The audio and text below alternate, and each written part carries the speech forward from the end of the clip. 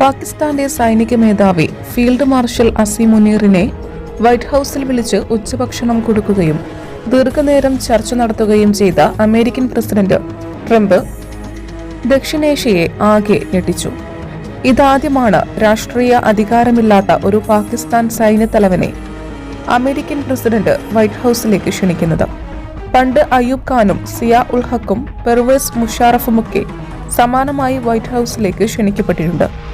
അവരൊക്കെ പാകിസ്ഥാൻ പ്രസിഡന്റുമാരായിരുന്നു. അപ്പോൾ 2 മണിക്കൂറോളം നീണ്ട ദീർഘമായ ചർച്ചയിൽ വിദേശ സെക്രട്ടറി മാർക്കോ റൂബിയോ, പ്രത്യേക പ്രതിനിധി വിറ്റ്കോഫ് എന്നിവരും പങ്കെടുത്തു.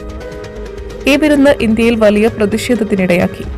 അമേരിക്കയിൽ പഠിക്കാൻ വരുന്ന വിദേശ വിദ്യാർത്ഥികളുടെ സാമൂഹിക മാധ്യമങ്ങളിലെ പോസ്റ്റുകൾ പോലും പരിശോധിക്കാനൊരുങ്ങുന്ന അമേരിക്ക പഹൽഗാമിൽ 26 നിരപരാധികളുടെ കൂട്ടക്കൊലയ്ക്ക് കാരണക്കാരനായ മുനീറിനെ സൽക്കരിച്ചത് അപമാനകരമായി കാണുന്നവരുണ്ട്.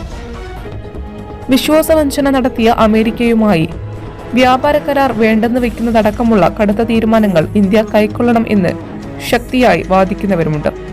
ഇപ്പോൾ നടക്കുന്നത് ശീതയുദ്ധകാലത്ത് ദക്ഷിണേഷ്യയിലെ മേധാവിത്വം നിലനിർത്താൻ ഇന്ത്യയെയും പാകിസ്ഥാനെയും മുഖാമുഖം നിർത്തുന്ന രീതിയാണെന്ന് ബ്രഹ്മ ചെല്ലാനിയെ പോലുള്ള വിദേശകാര്യ വിദഗ്ധർ ആരോപിക്കുന്നു. ജൂൺ 17 ഇന്ത്യൻ പ്രധാനമന്ത്രി നരേന്ദ്രമോദിയുമായി ട്രംപ് സംസാരിച്ചിരുന്നു.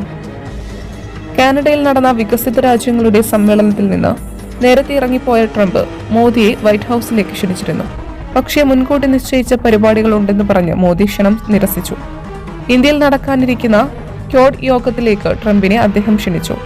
ഫോൺ സംഭാഷണത്തിൽ ഓപ്പറേഷൻ സിന്ദൂർ അവസാനിപ്പിച്ചത് പാകിസ്ഥാൻ കെഞ്ചിയതിനെ തുടർന്നാണെന്ന് മോദി വ്യക്തമാക്കി.